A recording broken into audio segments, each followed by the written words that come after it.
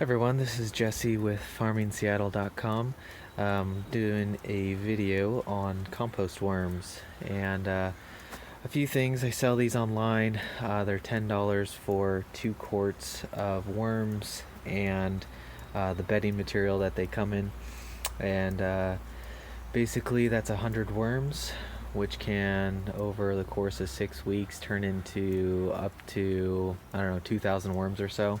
Best case scenario, huge container and lots of food, and that's at like 77 degrees. But you can look online and find that information out. So the first things first is you need a worm bin. You can do something as simple as this. This is one of the older ones that I had, and it's just a Tupperware.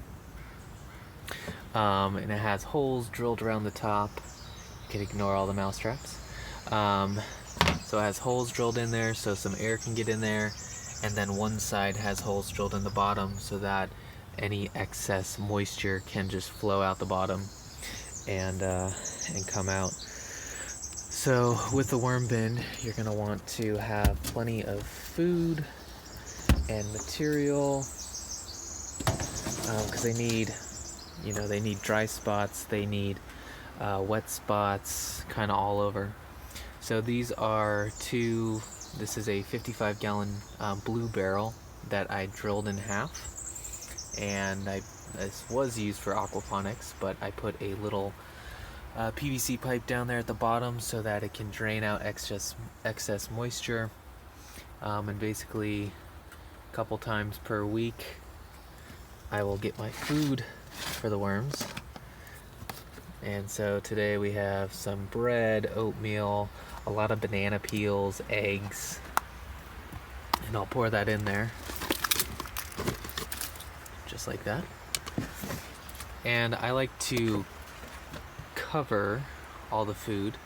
It just keeps down the pests and bugs and everything, and I'm assuming the worms probably like it a little better when it's covered in this type of mulch material. So I've used a lot of wood chips before for their bedding material. You can use newspaper, cardboard. You just don't want to use shiny magazine paper. Have some more bread going in there, and I just dumped some water in there so that it would be moist, because they don't really want to eat some dry bread. So we got that, and we cover it up, and let's see if I can get some pictures of worms. There's one.